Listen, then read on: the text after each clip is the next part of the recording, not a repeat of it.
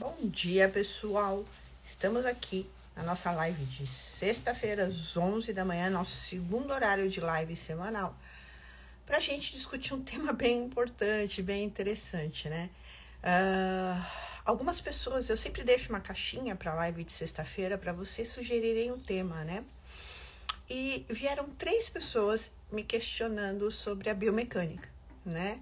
Diante dos do novo modelo biopsicossocial, a biomecânica morreu, quer dizer que a gente não precisa mais tratar a hérnia.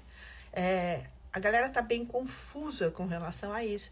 E hoje a gente vai discutir se a biomecânica morreu ou não. Primeiramente, quero falar bom dia para todos vocês. Bom dia a toda a galera que está entrando, sejam muito bem-vindos. E a gente vai tentar hoje, o que eu vou tentar fazer hoje é desfazer essa confusão com vocês, tá bom? A biomecânica, de antemão, já respondo para vocês, nunca morrerá, não morreu e nunca morrerá. Bom dia, Gabizinho. Então, assim, toda vez que a ciência anda, gente, não significa que a gente tem que jogar um conhecimento fora. Significa que a gente tem que agregar conhecimento a tudo que a gente já tinha de conhecimento. No caso, a biomecânica, a anatomia, nada disso morreu, né? Pelo contrário, a gente tem que incluir, a gente precisa saber da biomecânica, precisa saber da anatomia e incluir as novas questões do modelo biopsicossocial. E é isso que eu venho trazendo para vocês. Isso não é nenhuma novidade, isso está rolando desde 2019 e há necessidade da gente rever esse manejo no nosso dia a dia. Bom dia, bro, como anda Fortaleza? Calor por aí, né? Bom dia, Carmen Lúcia, tudo bem com você? Bom dia a todo mundo que está chegando. Vou pedir para vocês convidarem os colegas de vocês, os nossos colegas de profissão, através desse aviãozinho, o último ícone aqui, ó, da tela do computador de vocês, parece um aviãozinho, um asa delta, enfim, é Teresina, bro. Tá calor aí, né? Pelo menos isso eu acho que eu acertei.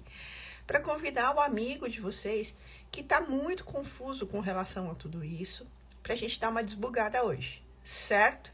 Bom dia, Ângela, tudo bem com você? E bom dia a todo mundo que tá chegando. Galera, hoje a gente vai discutir, aqui tá muito frio, bro. Hoje a gente vai discutir sobre o modelo biopsicossocial, esses novos conceitos que a neurociência trouxe para a dor. Bom dia, fisioterapia corpo e mente. A Ângela fala de Campina Grande, Paraíba, deve estar quente também. Que inveja branca, viu, Ângela? Branca, não te desejo nenhuma maldade. É só o calor seu que eu queria aqui, entendeu? Só isso, eu já estava feliz. Então a gente vai discutir, gente, porque tem muita gente bugada sobre esse novo modelo biopsicossocial. A gente vê muito na rede social, assim, não procure mais a causa da lesão, enfim, exame de raio-x não diz nada, e é verdade, tá? Mas o que não é verdade é que a biomecânica morreu, e é preciso esclarecer isso para vocês. Acontece que no Instagram, no Facebook, a gente tem pouquíssimo tempo, né, para falar a respeito desses novos modelos. Manaus na área, seja bem-vindo, trainer de Silva. Tem muita gente nova na live de hoje, né? Bastante gente que eu não conheço. Sejam bem-vindas, bem-vindos a todos que estão chegando. E já chega convidando um amigo que também está bem confuso com essa questão, ou ainda está ouvindo conceitos sobre a estabilização segmentar, a hora de ativar, a hora de desativar, os testes para ativar a estabilização segmentar, enfim. Gente, a ciência andou, ok? É só isso que eu tenho para dizer para vocês. O conceito da estabilização segmentar existe há 30 anos, tá? No mínimo há uns 10 anos ele é execrado pela ciência. E agora, com os novos mecanismos e o novo conhecimento que a gente tem, né, da neurociência da dor, esse modelo está muito ultrapassado. Ele muito prejudicou o nosso aluno. E eu vou explicar por quê, tá bom? Então, olha só, bora começar. Deixa eu acabar de tomar meu café antes que ele esfrie, porque eu acabo esquecendo. Bom dia oficialmente para todo mundo que está chegando e a gente vai começar a nossa live. Olha só. A pergunta que mais surgiu na caixinha. A biomecânica morreu? Bom dia, Sil, tudo bem com você? Olha só, a biomecânica morreu? Não, gente, a biomecânica não morreu, a biomecânica nunca morrerá. Nós somos profissionais que trabalhamos com movimento. O estudo do movimento é dado pela biomecânica, ok? Portanto, a biomecânica nunca morreu. Mas, de fato, eu preciso esclarecer vocês sobre algumas questões, né? A dor lombar crônica e as dores crônicas crescem de uma maneira vertiginosa no mundo inteiro. Então, eu trago um questionamento para vocês. Será que o nosso enfrentamento sobre as dores crônicas é efetivo? Por que será, se for efetivo, por que será então que a dor lombar é a dor que mais cresce e que mais gera gastos para a saúde pública, para o próprio paciente, ou seja, para os planos de seguridade, né? O que eu quero dizer para vocês é o seguinte, gente. Existe um modelo hoje em dia muito bem explicado cientificamente e neurologicamente, tá? A respeito da formação da dor. E existe um conceito que é muito claro na nossa mente hoje em dia. A dor crônica, tá? E muitas vezes a aguda também, ela é multifatorial. Ela não tem uma única causa. O que eu quero dizer para vocês? Que um paciente que chega pra gente com um exame de imagem horrível, tá? Com 3 hérnias de discos na lombar, uma externa extraforaminal, outra lá comprimindo, né, o ligamento longitudinal posterior, e outra que tem característica nociceptiva, que é a que atinge tecidos não neurais, mas também já tem compressão de raiz nervosa. Ou seja, é uma nociceptiva meio neuropática. Na prática, a gente vai encontrar muito isso, tá? Então, se a gente não souber a anatomia, se a gente não souber a biomecânica, a gente não consegue nem realizar os testes das saídas nervosas para a gente entender se aquela hérnia de fato está gerando dor e se a gente precisa mexer de fato naquela hérnia. Se tem comprometimento motor, né? Se tem comprometimento sensitivo, tudo isso precisa ser avaliado numa hérnia. Então, eu quero que vocês imaginem 3 esferas aqui. As 3 esferas estão entrelaçadas. Uma esfera é a biológica, tá? E aí vem o nome do modelo, bio, né? E aí a gente inclui a biologia do corpo no geral, a bioquímica, a biofísica, a biomecânica, a psicossocial, que é a outra esfera, que indica, a social, digamos assim, né? Que seria a outra esfera, que vai indicar pra gente que a gente tem que entender que ela também pode ser capaz de despertar uma modulação que acontece sempre no córtex, tá? De ativação de uma linha de dor, de uma via descendente de dor, tá? E isso pode estar muito ligado a questões sociais da vida do nosso paciente. Como, por exemplo, se ele não dormiu bem à noite. Como, por exemplo, se ele se alimentar mal. Se a microbiota dele não é boa, ok? Se ele não defeca como deveria, tá? Na frequência que deveria. Qual a qualidade, né, dessa defecação? Qual é a consistência das fezes, ok? Se ele é um paciente que tem muitos gases, se ele é um paciente que vive com estufamento. Se ele é um paciente e isso incomoda ele, ok? Porque incomodaria todo mundo.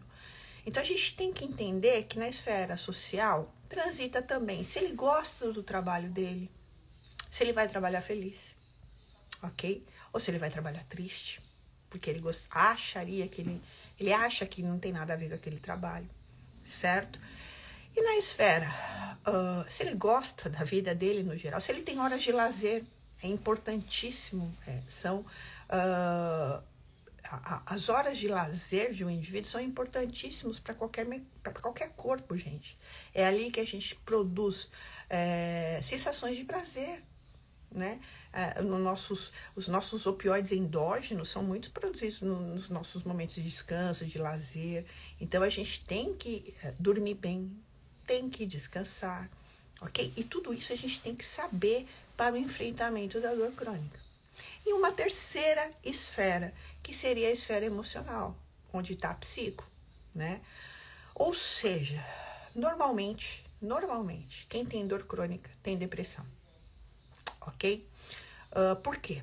Porque a dor, ela vai fazer sinapses depois do tálamo, no córtex somatosensorial, no córtex insular, ok? E no giro cingulado, que são áreas especificamente emocionais, tá?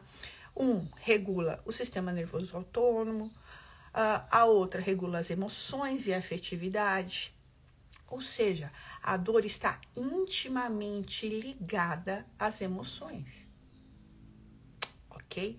Não tem como subir uma nocicepção, chegar ao tálamo, o tálamo não redistribuir esse input, né? Esse impulso elétrico para essas áreas que eu acabei de citar, que são áreas emocionais. E a partir daí, das experiências anteriores, né? Porque a dor é a nossa maior proteção da nossa vida, né? O nosso córtex, né, a prevalência, né, é a manutenção da vida, ok? Ele funciona para que a gente tenha para que a gente permaneça vivo, ok? Então, o que acontece? A dor, ela serve para avisar a gente momentos em que a gente pode estar sob perigo. Perigo do quê? De morte, certo? Perigo de sentir uma dor que pode ceifar nossa vida, ok? Essa é a função da dor. Então, a gente tem que parar de olhar a dor também como vilã e entender que ela tem causas específicas para estar lá. E uma causa muito nobre, que é preservar a nossa condição de vida. Preservar-nos vivos. A dor é um sinal de que a gente está muito perto a um perigo. Ok? Tanto que a gente tem receptores térmicos que nos avisam de temperatura, a gente tem receptores ao tato, né? Que não são nociceptivos, mas a gente tem sob pressão, que são nociceptivos também. A gente tem as terminações nervosas livres, que mandam para o nosso tálamo informações de calor, pressão e também de inflamações, então a dor química, tá? O que eu quero que vocês entendam é que quando um paciente chega pra gente com dor, tá? Isso já tá no tálamo dele e já foi redistribuído para essas zonas que eu citei anteriormente, que são zonas que trazem à tona as emoções. E essas emoções que ficaram gravadas na nossa mente, tá? No nosso emocional, como avisando, isso dói muito, é bom evitar. E aí, a modulação é feita e é descido um input pelas vias descendentes, ok? Um output, uma saída, né? Avisando, gente, ó, galera, fica ligado, porque isso dói muito. A gente já passou por isso uma vez, tá? Eu lembrei aqui, vamos lembrar todo mundo, lembra geral, galera, que isso gerou muita dor pra gente, tá? Inclusive, por exemplo, um acidente, né? Pessoas que já tiveram um acidente de trânsito, vamos falar um acidente de trânsito, bom dia, Rê. Um acidente de trânsito gravíssimo, curaram-se, enfim, ficou lá na memória armazenado esse acidente, ok? Vamos imaginar que algum outro dia ela esteja passeando e ela sofre um novo acidente, bobo, tá? Não teve nenhum tipo de nocicepção, nem bateu o dedinho, só encostou ali no carro da frente. Só que esta pessoa, ela tem nas suas zonas memorizadas de emoção, que uma vez na vida ela passou por uma situação parecida e que isso trouxe muita dor para ela, ok? Então, essa pessoa provavelmente, tá, vai ter uma dor sem sequer ter nocicepção naquele momento, porque está registrado para a proteção de vida dela, ok? Ficou claro?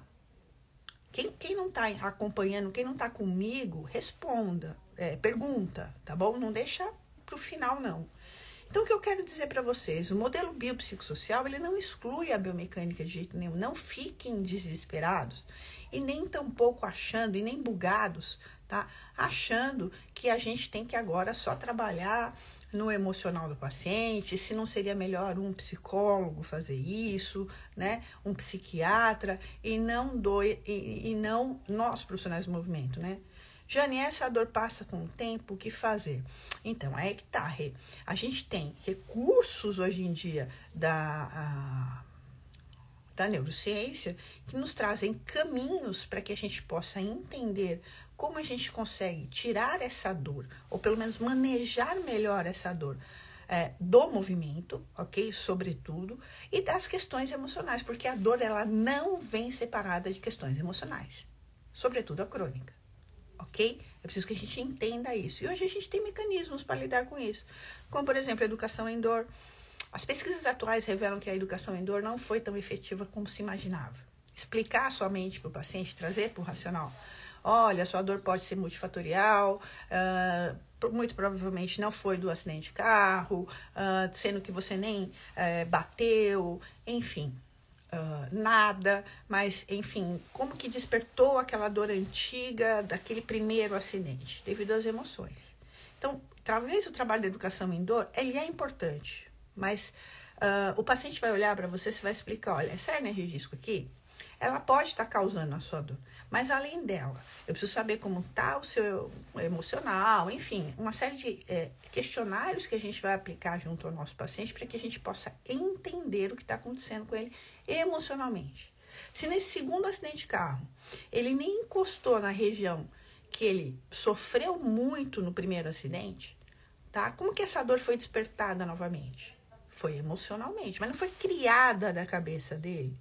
Sabe? Não foi aquela coisa, você estressou e a dor voltou. Não, não é isso. Teve um mecanismo fisiológico, neurofisiológico, para que ela voltasse. Sozinha, ela não vai passar. Você chegou um pouco depois que eu abri a live e talvez você não tenha ouvido o que eu falei anteriormente. A dor crônica, e sobretudo a dor lombar crônica, é a dor que mais cresce no mundo, ok? Ou seja, talvez nós estejamos não manejando isso muito bem. Porque senão a gente não estaria perdendo de 10-0 para a dor, ok? Enquanto uma dor cresce, né, significa que o manejo profissional não está sendo muito bem feito, ok? E a dor lombar e as dores crônicas crescem muito. Então, essa dor ela não vai passar com o tempo. Tá? A gente vai ter que fazer o trabalho de educação em dor, mesmo sabendo que trazer para a consciência talvez não traga efeito. Vai ter que entender quais são as emoções, se esse paciente desenvolveu medo, se ele desenvolveu fobia, tá? A gente vai ter que, se ele tem dor ao movimento, porque no primeiro acidente machucou demais o joelho dele e ele ficou muito tempo numa postura antálgica, né? A gente vai ter que entender, né, que essa dor ela vai ter que passar por uma exposição gradual de dessensibilização. A gente vai ter que tirar o excesso de sensibilidade dessa região, muitas vezes nos receptores locais, tá? E colocar o cara para realizar exercício físico, ok? Hoje em dia, para você também, Leonardo, gratidão. Gratidão pelo jabá. E aí, muitas vezes, junto com essa questão do manejo, encaminhá-lo para um terapeuta. Muitas vezes, e eu digo assim, que não raramente no modelo biopsicossocial a gente precisa de psicólogos para lidar junto com a gente, nessa questão emocional. A gente vai precisar de um nutricionista, porque quando a gente fala de uma dor química, a gente pode estar falando de um trauma, que gerou um monte de substância pró-inflamatória ali na região, mas a gente pode estar falando também de uma pessoa que se alimenta muito mal, que come muito corante, que come muita substância inflamatória. Então, a gente vai precisar da ajuda do nosso colega nutricionista para diminuir as excitações, né? E essa questão emocional, alimentar que podem levar a essa dor química. A gente vai precisar muitas vezes, tá? De um profissional da educação física que entenda do que está fazendo. Porque hoje em dia, No mini curso eu vou ensinar todo esse caminho. Inclusive, galera, aproveitando a gancho aí da Renata Peixinho, a gente vai ter um mini curso sobre os novos manejos da dor, ok? Então, serão 6 aulas, 3 aulas gravadas e mais 3 aulas ao vivo nos dias 22, 23 e 24. Então, as aulas gravadas já começam semana que vem e as aulas ao vivo começam no dia 22 e vai até o dia 24. São 3 aulas ao vivo. Quem quiser fazer inscrição para esse mini curso, o link está na minha bio e também está no meu stories, tá bom? Muitas vezes, o que mais me dói nos olhos é que, assim, as pessoas não estudam muito profundamente o conceito e saem passando informações para os pacientes, né? Porque quem lida com o público... Eu tenho pouco público final no meu Instagram. Eu tenho muito profissional no meu Instagram. Mas vocês têm muito público final. Então, aí você vê um professor falando que a saída para toda dor é o exercício físico. E tá? É, de fato. É o padrão ouro de tratamento para dor crônica. Ok? Mas entendam. A gente está na realidade do consultório ali no dia a dia. Você chega e você recebe um paciente completamente com shift lateral de quadril. Tá? Você recebe um paciente com uma rotação de tronco absurda. E, muitas vezes, sem conseguir se mover, tamanha dor que ele está sentindo. Você vai colocar o cara para fazer exercício físico, você vai falar, não, tem que agachar. Tá? Então, assim, primeiro, nem a terapia manual morreu e nem a biomecânica morreu. Primeiro, a gente vai entender, tá, o que mecanicamente gerou aquele monte de adaptabilidade no corpo que fez aquele corpo paralisar. Quando o corpo paralisa, galera, o que vocês costumam falar, travou, é assim, é o corpo pedindo para, pelo amor de Deus. E pode ser na esfera mecânica, pode ser na esfera emocional e pode ser também na esfera social. O cara não quer trabalhar cordão travado, porque ele não gosta do trabalho dele. Vocês entendem? Então, naquele primeiro momento, tá? Você não vai colocar o cara para fazer agachamento. Naquele primeiro momento, você tem que ir trabalhar, né, na terapia manual, com seus conhecimentos de biomecânica, seja qual ferramenta que você tenha na sua mão, ok? Para desfazer aquele monte de adaptações que o corpo fez, para gerar aquela torção, aquele shift lateral, beleza? Num segundo momento. E aí, para isso, você precisa identificar. É um tecido ligamentar que está irritando, né? Que está fazendo esse input? É um tecido muscular? É um tecido neural? Ok? E aí vem toda a nossa bagagem. Entendam, tá? O modelo biopsicossocial não veio para matar nada, ele veio só para agregar. Ok? A ideia é tirar o mais rápido possível esse paciente da terapia manual e colocá-lo para fazer exercício.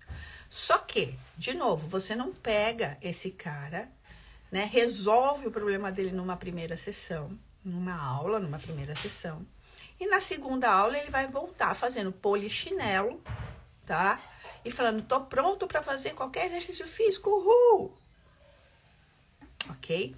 Muito provavelmente na segunda sessão a gente ainda vai ter que trabalhar com um pouco de terapia manual, já avaliando e tratando e educando sobre a dor, tá?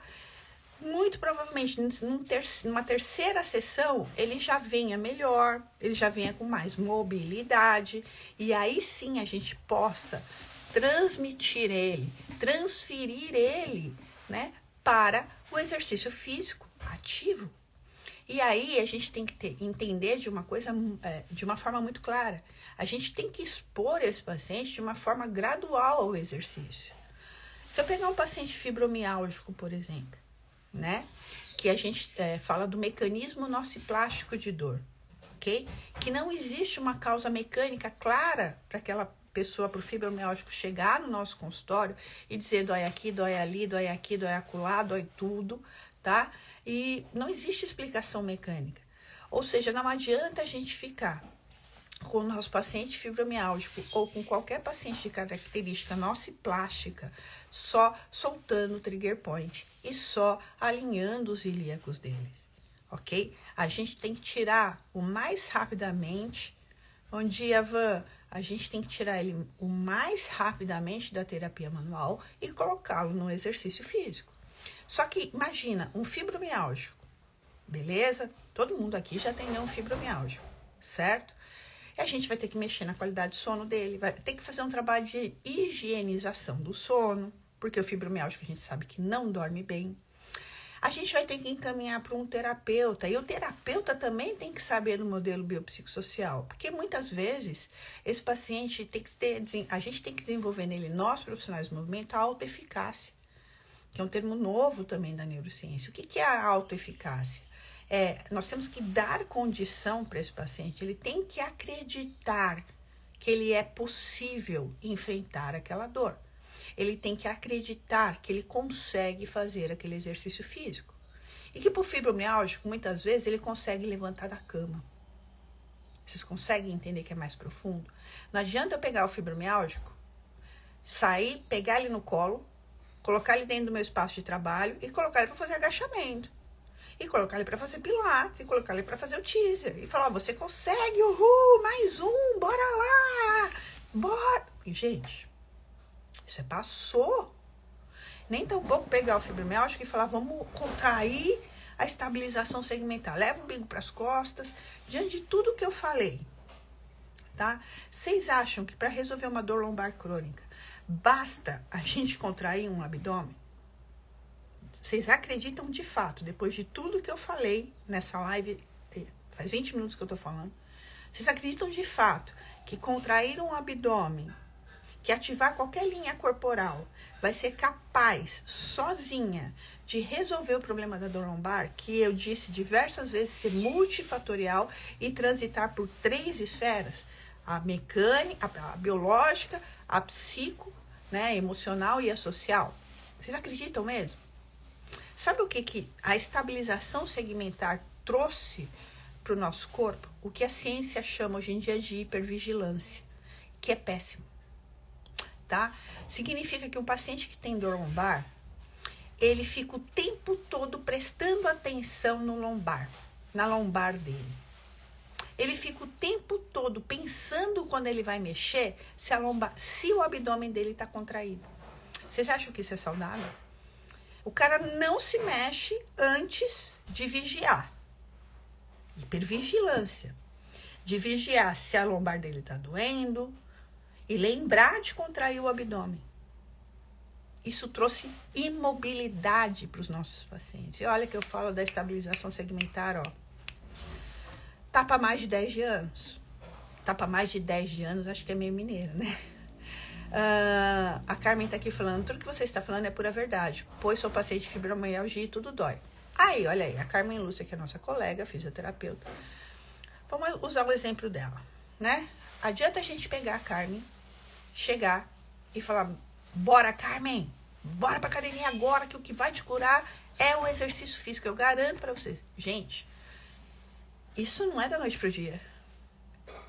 A produção dos nossos opioides endógenos vai demorar em torno de 3 meses, 4 meses. Eu faço o que com a Carmen nesse período?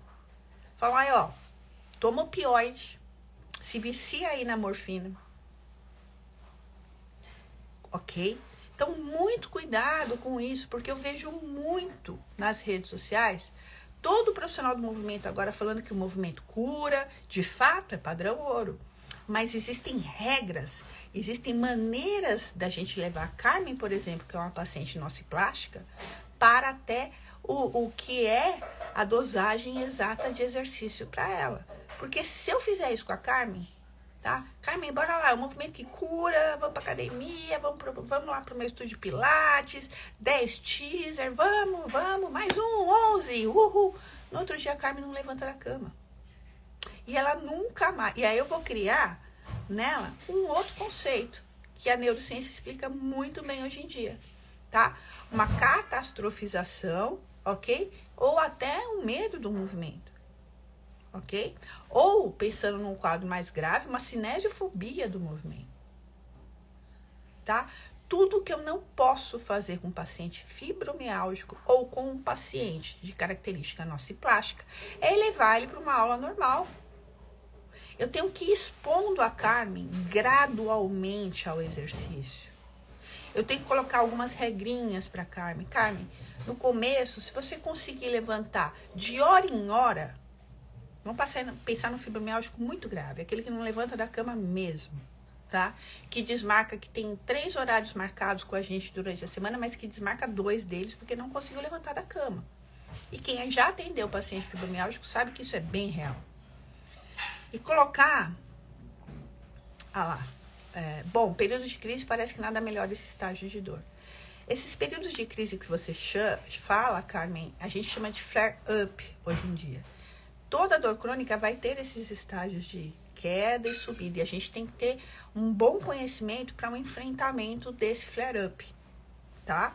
Então, por exemplo, colocar no nosso paciente fibromialgico, exposição gradual da dor, gente, não é pegar e falar assim, ele faria 3 séries de 10 de bíceps, então vou fazer só 2 séries de 10. Isso não é exposição gradual à dor. Ou ele fazia com a mola azul no Pilates e agora eu vou tirar a mola, vou diminuir a carga. Ou vou diminuir o número, ele fazia 10 e agora a gente vai fazer só 5. Isso não é expor gradualmente a dor, tá?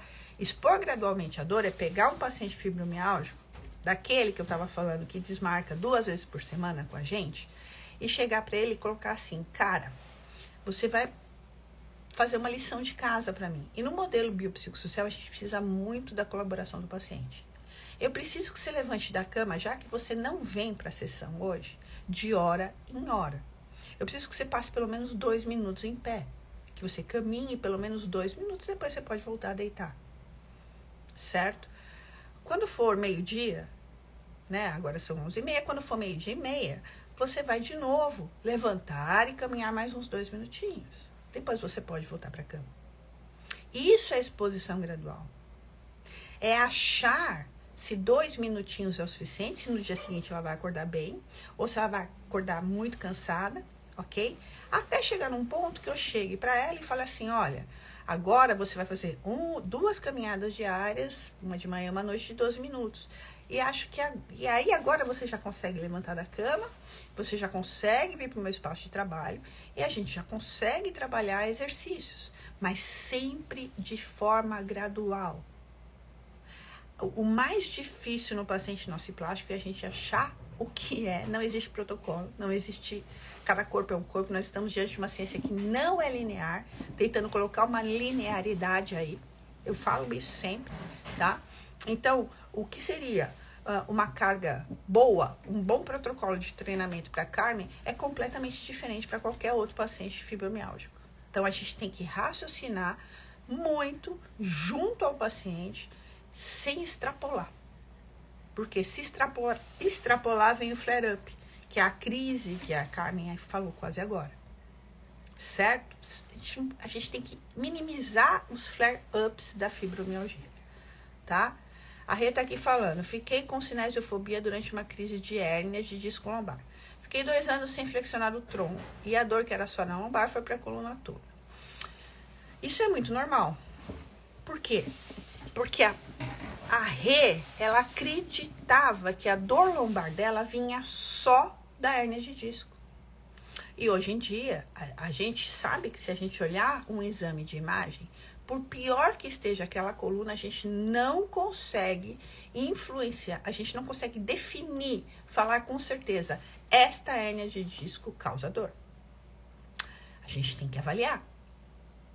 A gente tem que avaliar ligamento, a gente tem que avaliar tecido muscular, tecido neural, raio das saídas nervosas, a gente tem que avaliar tudo isso.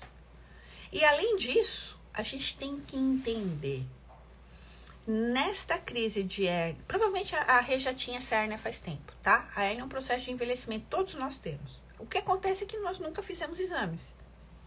Aí, em determinado momento da sua vida, você tem uma crise de dor lombar, como a Rê falou, e você resolve ao médico. E aí o médico, a primeira coisa que ele faz é pedir um exame de imagem, certo? E aí ele achou essa hérnia lá e pronto, ó. Renata, é essa hérnia que tá te matando. E ela acreditou. Que é assim que acontece, tá? Só que a hérnia sozinha, ela não é capaz de colocar ninguém num processo de cinesiofobia, né? não é capaz sozinha de deixar uma pessoa 2 anos sem flexionar o tronco, tá? E outra coisa interessante, gente, que vocês precisam entender, medo à dor é uma coisa. Então, provavelmente o que a Rê tinha era medo à dor. Ela tinha medo de flexionar o tronco, porque provavelmente o médico, o Google, a vizinha, a mãe, a cunhada falou para ela, fulano de tal teve hérnia de disco e ele não podia flexionar o tronco que doía. E a Rê acreditou, ok? Só que o que ninguém contou para a Rê na época é que o modelo biopsicossocial, ele estava presente. Talvez a gente nem soubesse na época, tá? Então, talvez o que a gente tivesse que perguntar para a Rê na hora é, no momento que você travou, que você teve essa crise de dor lombar, você lembra o sentimento que você estava tendo? Você estava passando por algum problema? E aí a gente entender se tem que encaminhar para um serviço de saúde mental ou não. E outra coisa que eu vou aproveitar aqui a fala da Rê para esclarecer para vocês que tem muita gente usando errado. Gente, medo ao movimento é isso que a Rê tá falando. Ó, fiquei 2 anos sem flexionar o tronco.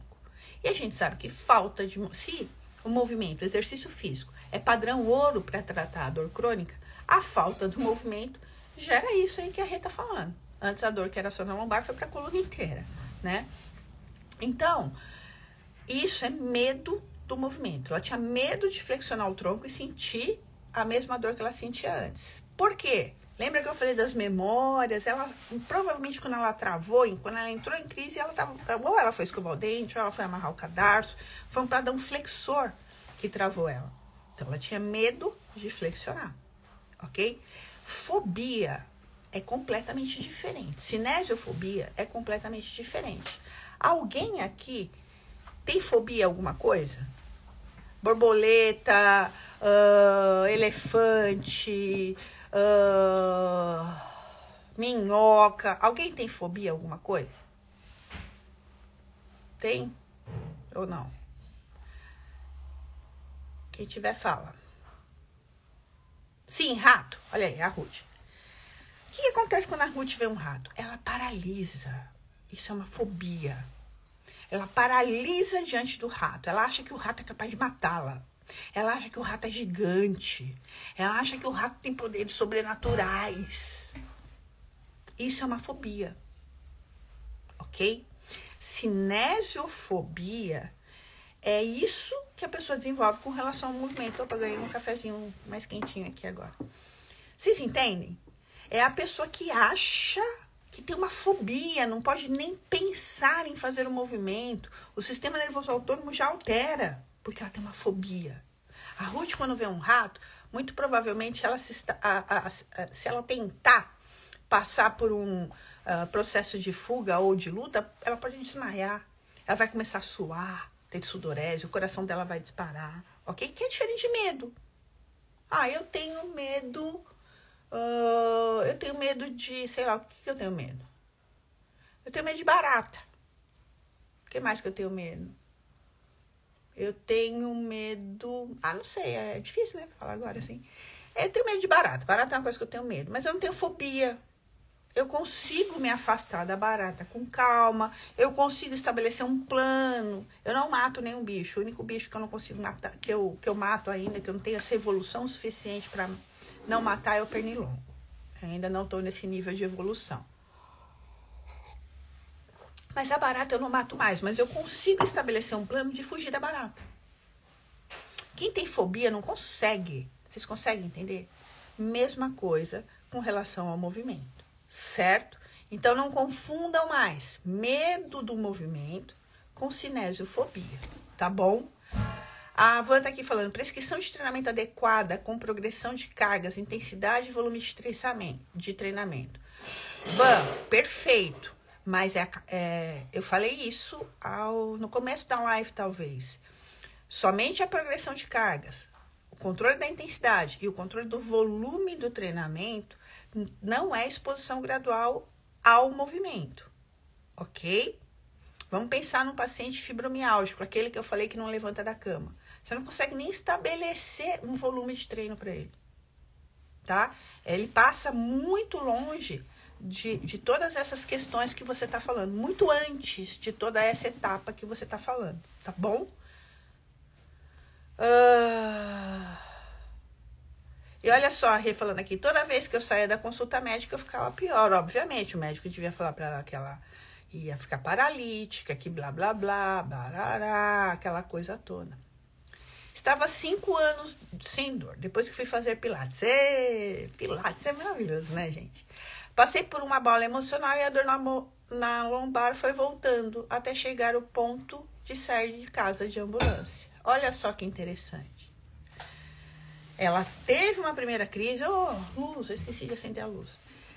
Ela teve uma primeira crise, ela sabe que ela tem uma hérnia, ok? Ficou 5 anos sem dor, flexionando. Pilates tem muito padrão flexor, é excelente para quebrar esse medo à flexão, né? E depois passou por um problema emocional e a dor voltou e ela saiu de casa novamente de ambulância. Será que é a hérnia que está fazendo tudo isso? Ela é multifatorial, gente. Tem o psico, tem o social aí por de trás. E desde então o processo de recuperação foi lenta com a ajuda de muitos profissionais. É isso que ela falou.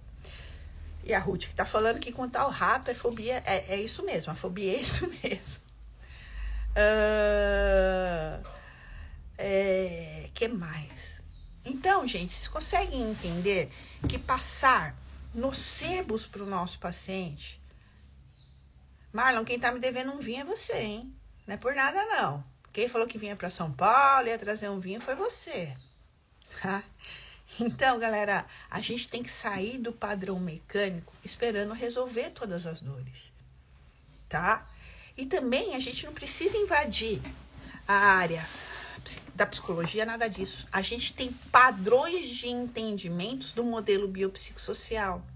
Lembra que eu falei que a dor é importante? No caso da Renata, que a gente acabou de falar, o corpo dela, o córtex dela, as memórias dela disseram para ela, olha, a gente já viveu isso uma vez.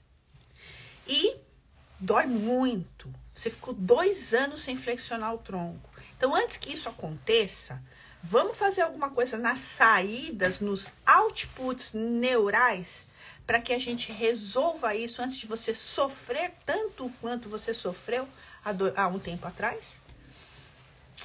Parece lógico, né, gente? Nosso corpo é sábio. Ou seja, não adianta alongar um músculo somente, você não vai resolver a dor lombar. Não adianta levar o seu paciente para o Pilates se ele não estiver preparado, você vai quebrar o cara. Não adianta você ficar fazendo 200 sessões de terapia manual. Você tem que levar esse paciente para o movimento, para o exercício físico, conforme eu disse que é padrão ouro. Só que tem regras para levar ele para o exercício físico. Não é você pegar um paciente com shift lateral, ok? Com ATM destruída, com uma dor de mecanismo secundário, né, a uma dor orofacial, por exemplo, e achar que tá tudo bem. Vai lá, agacha. Continua fazendo agachamento, vai.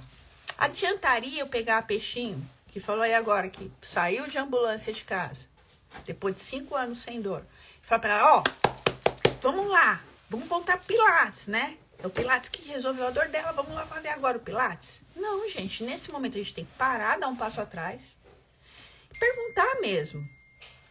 Tá tudo bem na sua vida pessoal? Sofreu alguma questão? Que ela mesma falou aí pra gente. Sofreu uma questão, uma bola emocional importante. E talvez já encaminhando ela para o serviço de saúde mental, tá? A gente já identificando isso naquele momento, talvez a gente tivesse evitado essa saída da rede de ambulância de novo para o hospital, que provavelmente gerou a aplicação de morfina, de relaxante muscular no corpo dela, gerando assim mais inflamação interna, mais irritação em células que não estavam inflamadas. Essa hérnia de disco dela provavelmente não estava inflamada novamente. E vocês sabem que o opioide, gente, eu não sei se vocês sabem, é o que mais vicia as pessoas no mundo.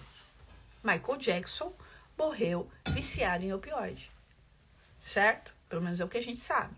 Ele foi aumentando a dosagem para não sentir dor, foi aumentando a dosagem, a chegar ao ponto de ter que usar anestesia para dormir. Ok? Então, é isso que eu quero que vocês entendam. E não achem que o caso dele é único, hein? Os Estados Unidos, o que tem de indivíduos viciados em opioides não é brincadeira, ok? E vou dar uma notícia pior para vocês. Para profissionais de movimento, vocês precisam saber. Essa indústria farmacêutica que fabricava os opioides nos Estados Unidos quebrou lá. Porque ela sofreu uma multa imensa depois de ficar comprovado que ela matou não sei quantas pessoas. Existe até um filme disso que depois a gente pode conversar. Eu posso deixar lá no Store para vocês assistirem esse filme. Vale muito a pena. E essa indústria, ela reabriu. Adivinha onde? No Brasil. E o Brasil é o país, atualmente, que mais tem crescido o aumento e o consumo de opioides. Tá bom para vocês? Ok?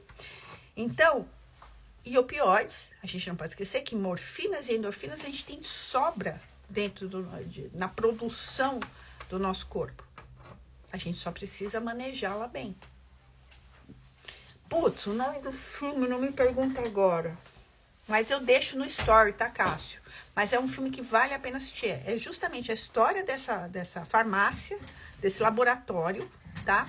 Que matou não sei quantas pessoas nos Estados Unidos viciadas em opioide, tá? Recebeu uma multa absurda lá do governo americano e faliu, né? Porque a multa era muito alta, vocês sabem como são as multas nos Estados Unidos. Acabou falindo. Essa empresa abriu com outro nome, obviamente, o mesmo laboratório de opioides aqui em terras tupiniquins. E o Brasil é o país que mais cresce no gráfico de prescrição e consumos de opioides. Aqueles mesmos que mataram um monte de gente nos Estados Unidos, sabe? Então, é um filme que é necessário para a gente assistir. E é um filme, gente, é um filme que faz a gente refletir. É isso que a gente quer para o nosso paciente. Que ele vá toda hora para o hospital fazer um exame de imagem que não vai acrescentar em nada. Olhando ali, a gente sabe, a gente não é capaz de dizer se aquela hérnia está causando dor ou não. Se tem fatores psicossociais envolvidos, ok? Que sempre tem, tá? E os testes estão sempre juntos e misturados, tá? Ou a gente vai querer que os nossos pacientes continuem fazendo exame de imagem, achando uma hérnia que provavelmente já estava lá, recebendo um monte de nocebo do médico, como, por exemplo, você vai ficar tetraplégico, se for uma hérnia cervical, você vai ficar paraplégico, se for uma hérnia lombar, porque até hoje os médicos passam, infelizmente, não só os médicos, tá? Muitos de nós profissionais do movimento escrevem direto na rede social, e você que está olhando aí a gente, essa postura. E você senta direito. E você não faz isso. E você não abaixa sem contrair o powerhouse. Não abaixa sem contrair o abdômen. E você não pega carga porque gera dor lombar. Gente, pelo amor de Deus. Nocebo. Deixa pra vizinha passar. Deixa pro Google. Nós somos profissionais do movimento. Vamos passar boas informações? Certo? Então aí a gente vai permitir que essas pessoas continuem indo para o hospital, né? Continuem tomando relaxantes musculares, cortisona, que a gente sabe que também não é uma coisa gostosa, não é boa para as cartilagens, né? Ou a gente vai partir para um enfrentamento diferente. Cara, é assim. Como chama aqueles filmes que Indiana Jones procurava o negócio da fortuna, não sei quem que procurava o corpo de Cristo lá, sei lá. Como chama?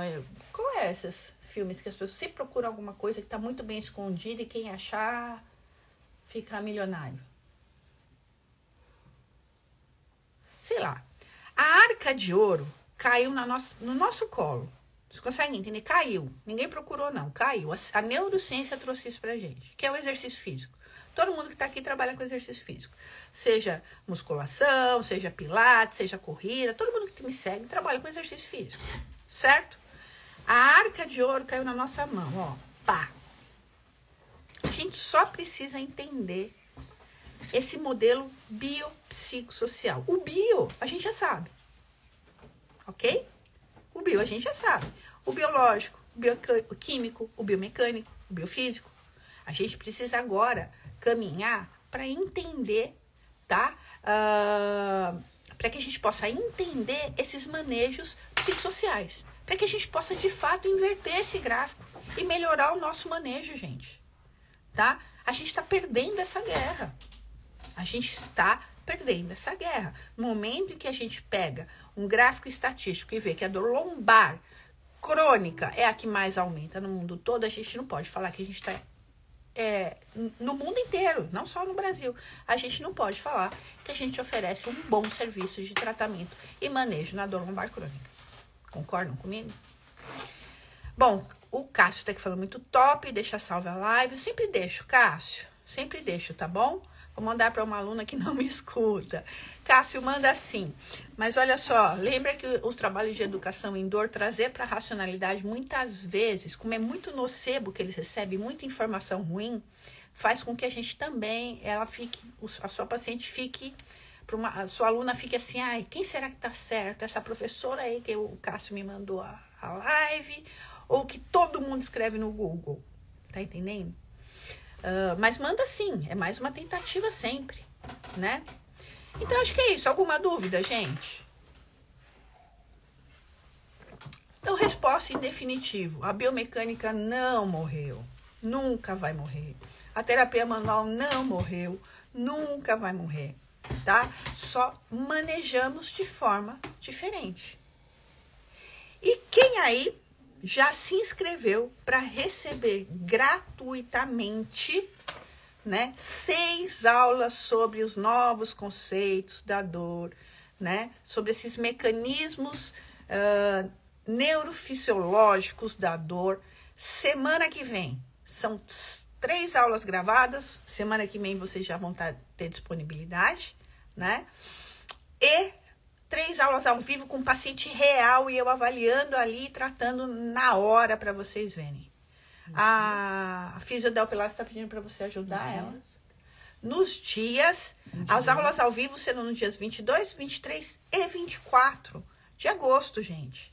Não fiquem de fora. Precisa se inscrever, né? Ok? Precisa se inscrever no link que tá lá na minha bio ou no meu story está sempre o link lá, tá? Vocês vão sair na frente ou vocês vão ficar atrás?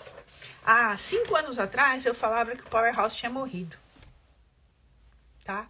Nossa, me tacaram tanta pedra. Mas tanta pedra. Hoje eu falo, e hoje nem se fala mais em Powerhouse. Nem se fala mais em conceito de estabilização segmentar. Daqui 4 anos, gente, quem souber manejar tudo que a neurociência trouxe de conhecimento pra gente em 2019, tá? Tá saindo anos-luz à frente. Você vai esperar 4 anos, quando todo mundo já dominar o conceito, você dominar também?